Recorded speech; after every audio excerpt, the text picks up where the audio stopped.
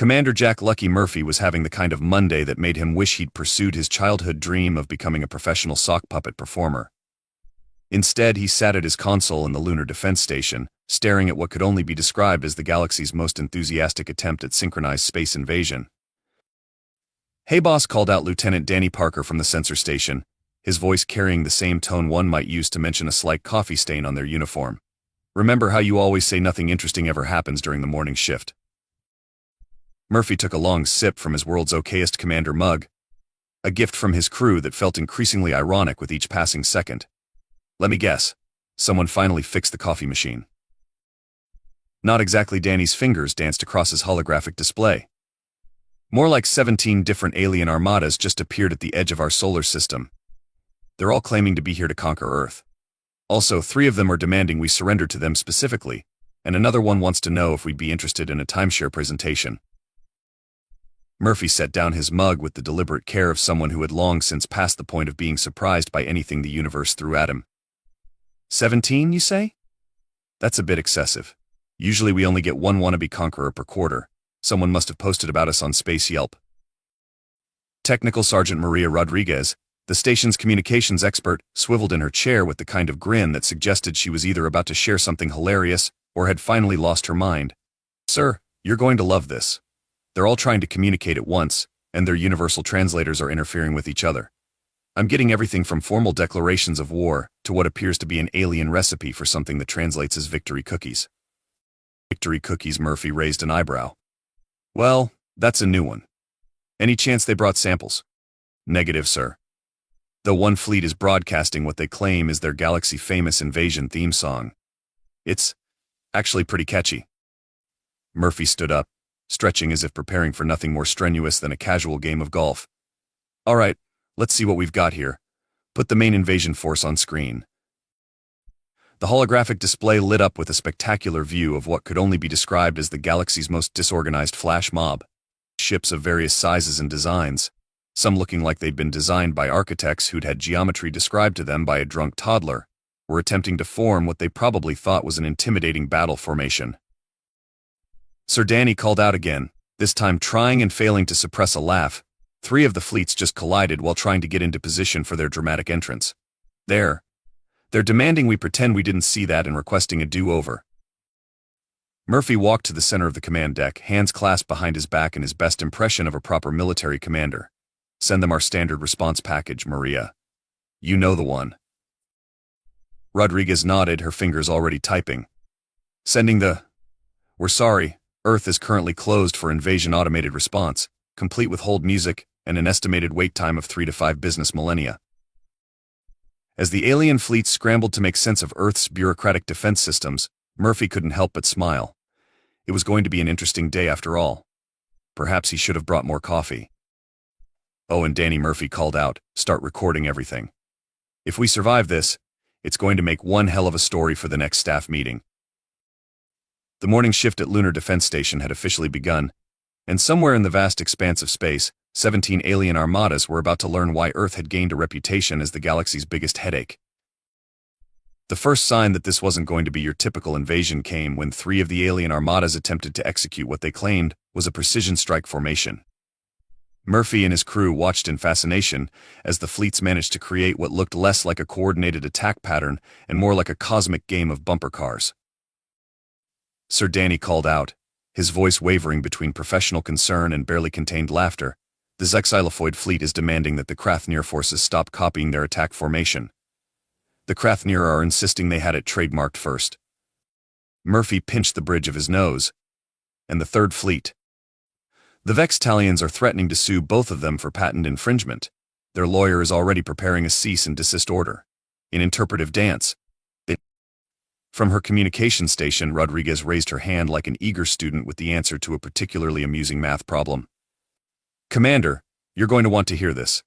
The Xylofoid Admiral is broadcasting what he claims is their ultimate victory speech. Should I patch it through?" "Why not? It's not like this day could get any more surreal." The command center's speakers crackled to life with a sound that could best be described as a garbage disposal attempting to perform opera. After several seconds of what might have been clearing their throat or throats, Murphy wasn't entirely sure about alien anatomy. The alien admiral began their speech. Pitiful Earthlings. We have come to. Hang on, there was a pause and the sound of shuffling papers. Sorry, wrong speech. That was for Planet X-427. Let me just... here we go. Pitiful Earthlings. Your planet's strategic location and vast resources make it the perfect addition to our glorious empire. Surrender now and... What? What do you mean we're in the wrong solar system? Murphy exchanged glances with his crew. Maria, please tell me you're recording this. Every glorious second, sir. Including the part where they accidentally broadcast their entire invasion checklist, complete with notes about which planets have the best restaurants. The command center's main screen suddenly lit up with multiple warning indicators as the three competing fleets attempted to outmaneuver each other. The result looked less like warfare and more like an interpretive dance piece titled Chaos in Space. Sir Danny reported, struggling to keep a straight face, the Krathneer fleet just attempted a complex pincer movement. Unfortunately, they forgot to account for the fact that space has 3 dimensions. They've somehow managed to trap themselves in their own formation. Murphy took a long sip from his coffee mug, which had somehow remained full despite the chaos unfolding around them. And the others? The Vextalians are trying to help them, but they're using some sort of mathematical formula that appears to be based on the assumption that pi equals exactly 3. And the Xylofoids. Danny paused, double-checking his readings. They've somehow managed to arrange their ships into what appears to be a giant space emoji. I think it's supposed to be threatening, but honestly, it just looks confused. Rodriguez's console suddenly erupted with a symphony of alert sounds. Commander, we're getting emergency broadcasts from all 3 fleets. They're accusing each other of sabotage. Apparently, none of them thought to check if their targeting systems were compatible with each other's shield frequencies. Let me guess, Murphy sighed. They're all using different measurement systems too. Worse, sir. The Xylofoids measure everything in units based on the average length of their Supreme Leader's tentacles. The Krathneer use a system based on the time it takes for their favorite snack food to expire, and the Vextalians. She paused, double-checking her translation. They're insisting that everyone should be using their perfectly logical system based on the resonance frequency of their planet's 3rd moon, divided by the number of spots on their sacred space hamster. As if to punctuate the absurdity of the situation, a brilliant flash lit up the space between the 3 fleets. When it cleared, several ships from each armada had somehow managed to entangle themselves in what could only be described as the galaxy's largest game of Twister. Should we do something? Danny asked, watching as the alien ships attempted to untangle themselves, only making the situation worse. Murphy leaned back in his chair, a small smile playing at the corners of his mouth. I think this is one of those rare occasions where the best defense is to simply let our opponents continue their current strategy. Sir Rodriguez interrupted. The Vextalian commander is requesting permission to surrender. To us. Because, and I quote, "This is just embarrassing, and we'd rather be defeated by the Earthlings than continue whatever this is." Murphy nodded sagely. Send them our standard surrender processing form. All 57 pages of it, in triplicate. Tell them we'll need it notarized by at least 3 extinct species. As the chaos continued to unfold before them, Murphy couldn't help but think that perhaps the universe's greatest defense against alien invasion wasn't advanced technology or powerful weapons, but rather the invaders' own spectacular ability to overcomplicate everything. Oh. And Maria, Murphy added, make sure to send them all a copy of our station's safety regulations, particularly the section about maintaining proper spacing during cosmic ballet performances. The look of confusion on his crew's faces was worth every second of this bizarre morning. As the morning's chaos settled into what could generously be called a diplomatic standoff, Murphy found himself facing an even greater challenge. Attempting to make sense of 17 different species all trying to negotiate simultaneously through what appeared to be the galaxy's most questionable translation software. All right, let's fire up, Gary, Murphy announced, referring to the station's generally accurate response, Yellow Earth's latest attempt at universal translation technology. Gary was notorious for being technically accurate while somehow completely missing the point. A pleasant chime indicated Gary's activation. Greetings, meat-based life forms and associated consciousness patterns. Preparing for multi-species diplomatic discourse. Please note that sarcasm detection is still in beta testing. The first alien ambassador to appear on screen looked like what might happen if a crystal chandelier had a midlife crisis and decided to become a professional wrestler. Humans. We, the mighty crystalline confederation, demand your immediate... Wait, is this thing on? Can they see my good side? I specifically requested my good side be shown. Gary's translation came through with its usual enthusiasm. Speaker appears to be experiencing vanity subroutines. Suggested response complement their geometric symmetry. Before Murphy could respond, another ambassador cut in, this one appearing to be some sort of sentient gas cloud wearing what might have been a business suit. Earth must submit to the authority of the nebulous empire. We have come to. Oh no, my form is dissipating again. Can someone turn down the air conditioning? Sir Rodriguez whispered. I think that last one is actually trying to invade us through our ventilation system. Murphy nodded thoughtfully. Send them our HVAC maintenance schedule. All 37 years of it. A third ambassador, looking suspiciously like a collection of office supplies achieving consciousness, began what appeared to be a dramatic monologue. Gary's translation proved interesting. Original statement: your planet's resources will serve the greater glory of our empire. Actual meaning: we really need your paper clips. Our civilization has run out of ways to attach things together. Hold on, Murphy interrupted. You invaded Earth for our paper clips. Negative, the Office Supply Collective responded. We also require your sticky notes. Our civilization's entire organizational system depends on small adhesive squares of paper in various neon colors. At this point, the Crystalline Confederation's ambassador cut back in, their facets gleaming with what might have been indignation or possibly indigestion. This is absurd. We claimed Earth first. We need your planet's strategic supply of, what do you call them? Cat videos. Gary helpfully translated the ensuing chaos as more ambassadors joined the argument. Species 4 demands Earth's surrender due to superior collection of internet memes. Species 5 threatens annihilation, unless humans explain how pizza works. Species 6 through 12 are now arguing about whether pineapple is an acceptable topping. Species 13 has begun composing an epic poem about their confusion. Murphy turned to his crew, who were all displaying varying degrees of professional composure in the face of what had become less of an invasion and more of a galactic cultural misunderstanding convention. Maria, please tell me you're still recording this. Every word, sir. Including the part where 3 different species just tried to claim they invented coffee first. Danny raised his hand. Sir, the nebulous empire is now demanding we explain why our cats don't respect their authority. Apparently they tried to mind control Earth's feline population and got nothing but disdain in return. Gary chimed in, helpfully calculating probability of successful invasion by species unable to dominate Earth cats. Result laughably low. The diplomatic chamber had devolved into what appeared to be a 17-way argument about Earth culture, with each species claiming to be the original source of various human innovations. The Crystalline Confederation was particularly adamant about their role in the invention of disco. Murphy stood up, straightened his uniform, and addressed the chaotic assembly. Distinguished representatives of the galaxy's various empires, perhaps we should take a brief recess.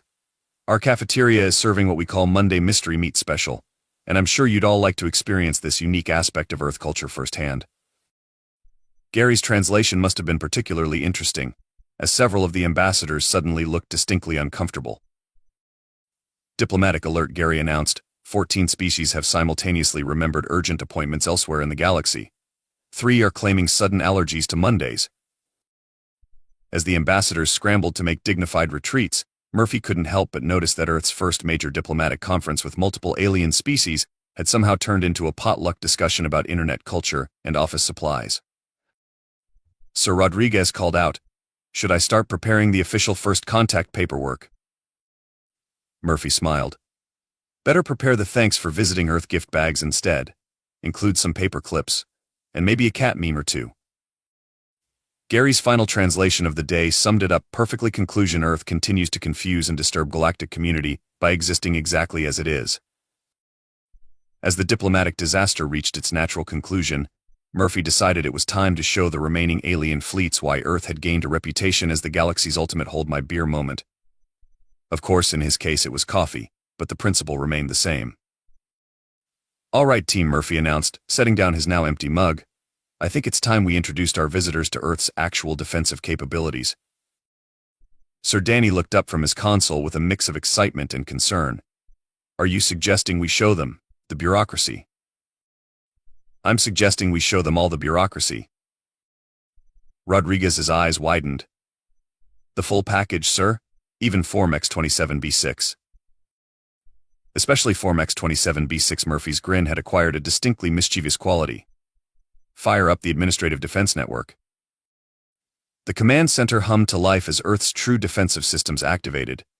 Instead of weapon systems or shield generators, hundreds of holographic screens materialized, each displaying various forms, questionnaires, and regulatory documents. Gary, please inform our guests that we're initiating first contact protocols. Executing bureaucratic engagement sequence, Gary announced cheerfully. Deploying digital paperwork barrage. The first salvo hit the alien fleets like a tidal wave of red tape. Permission forms for entering Earth's solar system retroactive, environmental impact statements for potential invasions, cultural sensitivity questionnaires, and tax documentation for interstellar military operations all began flooding their communication channels. Sir Danny reported, struggling to contain his laughter. The Crystalline Confederation is attempting to process Form X-27B6. They've already filed 3 appeals against the requirement to sign in triplicate with a number 2 pencil. Murphy nodded sagely.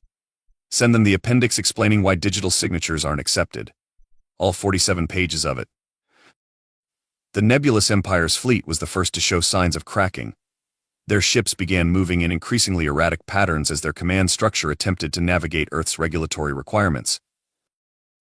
Attention Earth Command, their admiral's desperate transmission came through. We formally protest the requirement to provide proof of insurance for each individual particle of our gaseous forms. Standard procedure. I'm afraid, Murphy responded. Though you might qualify for our multi-particle discount if you file Form Gas 567Q before the next solar wind. Rodriguez's console lit up with new alerts. Commander, the Office Supply Collective is experiencing what appears to be an existential crisis. They've just discovered our requirement for all forms to be paper-clipped and stapled. Ah yes, the infamous double attachment protocol.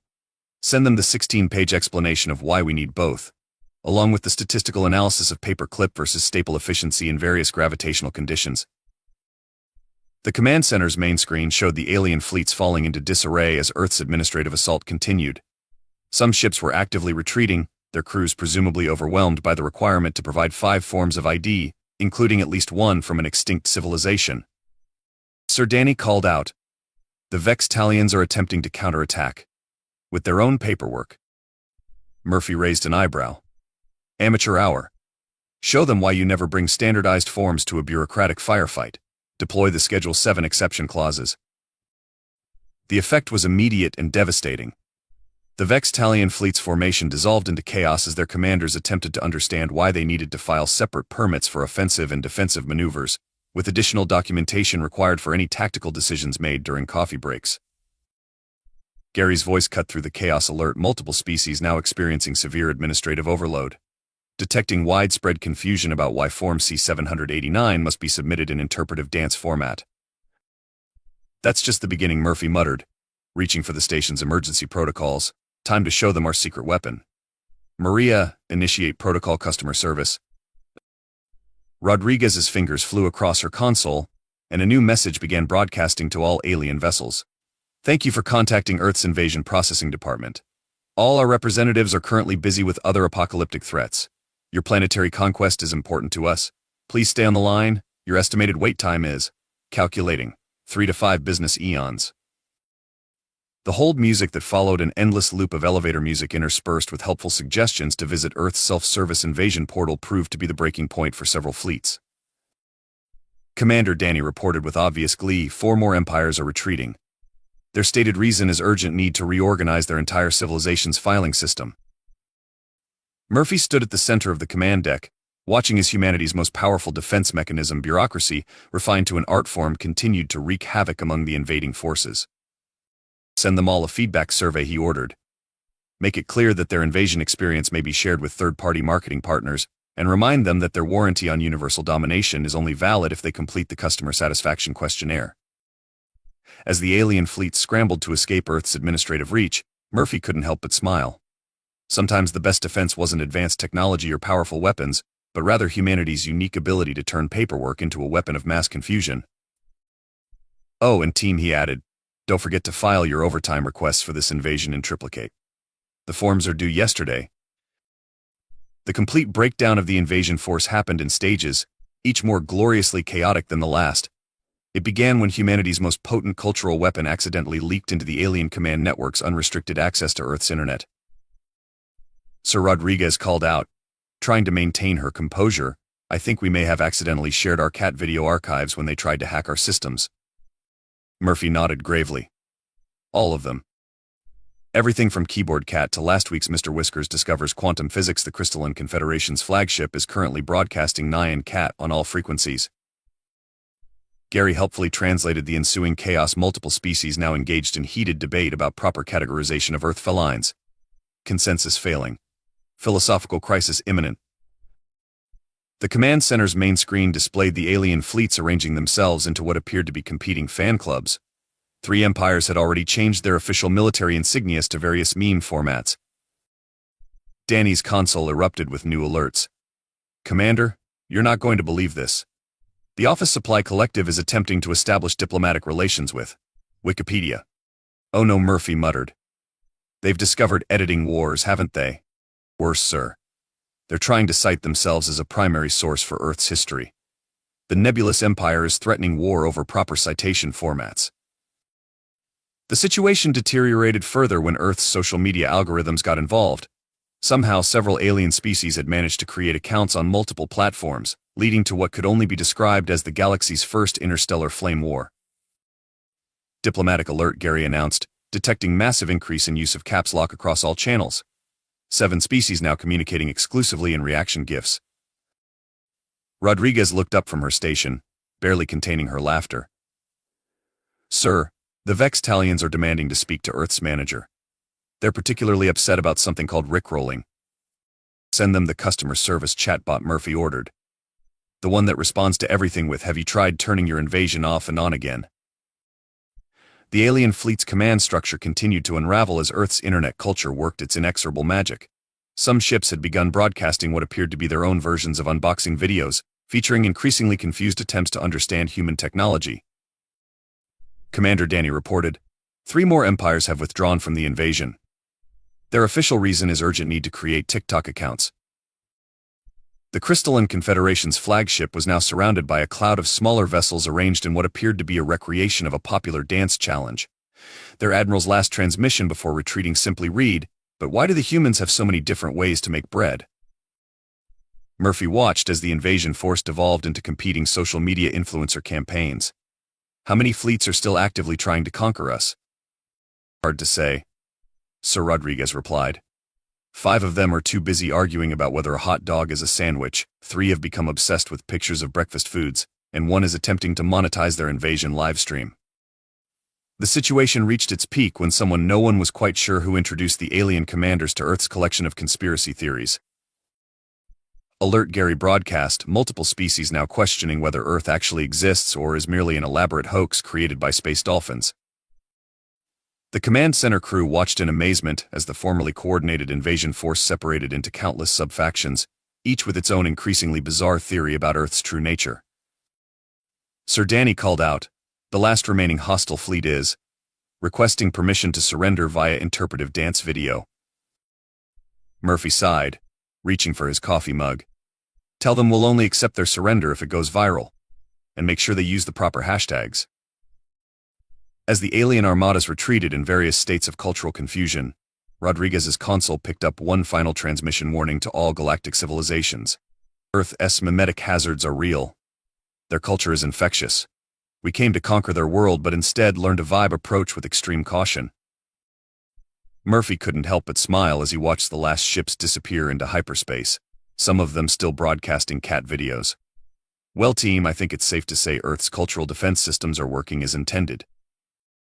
"Should we file a report about this?" Sir Danny asked. "Of course.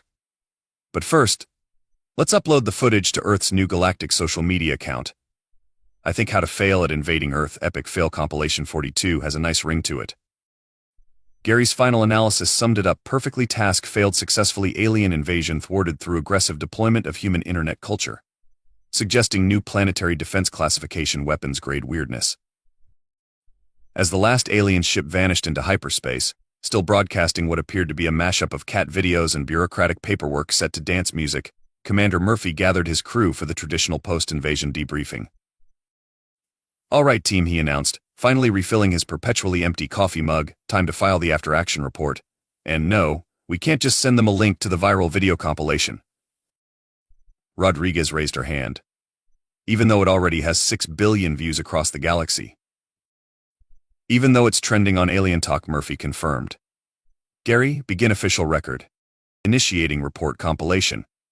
Attempting to maintain professional tone despite overwhelming urge to use emoji in official documentation. Murphy cleared his throat. At 0800 hours Earth Standard Time, 17 alien armadas attempted simultaneous invasion of Earth. At 0801 hours, Operation Please Don't Look Too Closely at What We're Doing entered its final phase. Danny's head snapped up. Final phase, sir. Murphy's grin took on a distinctly smug quality. Did you really think humanity survived countless invasion attempts through sheer luck? That we just happened to develop the galaxy's most impenetrable bureaucracy by accident? That our internet just happened to be perfectly calibrated to cause maximum confusion among alien species? The command center fell silent as the implications sank in. Earth's greatest defense, Murphy continued, has always been our ability to appear simultaneously too chaotic to be worth invading and too incomprehensible to be properly conquered. We didn't just survive first contact, we weaponized it. Rodriguez's eyes widened. The paperwork, specifically designed to be just plausible enough to seem real while being completely impossible to actually complete. Every form references 3 others that don't exist, each in a different made-up department. The internet, Danny whispered. Carefully curated to present the image of a species that is simultaneously capable of achieving spaceflight and still arguing about whether water is wet. Do you really think cat videos became our dominant art form by accident? Gary chimed in, revelation processing complete. Earth's defensive strategy appeared too weird to colonize. Murphy nodded, pulling up a classified file on his terminal. Operation Hot Mess has been running since humanity first detected alien signals. We realized we couldn't compete with advanced civilizations in terms of technology or military might. So we made ourselves the galaxy's equivalent of that house on the street that everyone agrees is just too much trouble to deal with. The constant invasions, Rodriguez began, are exactly what we wanted. Each failed attempt adds to Earth's reputation as the planet that's just not worth the effort. The galaxy's greatest empires don't avoid Earth because they can't conquer us, they avoid us because dealing with us is just too much paperwork. Danny sat back, stunned. So when I accidentally broadcast that TikTok compilation to the Crystalline Confederation, it wasn't an accident. Just like it wasn't an accident that our first response to alien contact was to demand they fill out forms and triplicate. Humanity's greatest weapon has always been our ability to be simultaneously fascinating and frustrating. Murphy stood, looking out at the now empty space where 17 alien fleets had recently decided that maybe universal conquest wasn't worth dealing with Earth's customer service department. Our job isn't to fight the invasions, it's to make sure each one fails in a uniquely memorable way. To ensure that every would-be conqueror leaves with a story so bizarre that no one else will want to try. Rodriguez raised her hand again. Is that why we required the nebulous empire to provide individual insurance for each of their gas particles? Exactly. And why we insisted the Office Supply Collective submit their invasion plans paper-clipped and stapled. The galaxy runs on stories, and we make sure every story about Earth ends with, and then it got weird. As his crew processed this revelation, Murphy began composing Earth's latest addition to the Galactic Grapevine, a detailed report of how 17 advanced alien armadas were defeated by a combination of bureaucracy, cat videos, and strategic application of Monday morning confusion. Gary, add a final note to the report, Murphy ordered. Operation status successfully chaotic. Earth continues to maintain its position as the galaxy's most effective deterrent against common sense. Adding postscript, Gary replied. Suggested title for next invasion attempt: Why You Should Have Left Earth Alone Now with More Paperwork. Murphy smiled, raising his coffee mug in a toast. To humanity defending Earth through strategic incomprehensibility since first contact. His crew raised their mugs in return, and somewhere in the vast expanse of space, 17 alien empires were adding Earth to their Do Not Invade lists, right under the heading Requires Too Many Forms. The last message intercepted from the retreating fleets said it all, warning to all civilizations: Earth is not worth it. They will make you fill out paperwork until you forget why you wanted to invade in the first place. Also, they have cats. So many cats. Murphy considered this a job well done. After all, the best defense isn't just a good offense, it's being so uniquely troublesome that no one wants to deal with you in the first place. Oh, and team, he added as an afterthought, don't forget to submit your overtime forms in interpretive dance format with citations.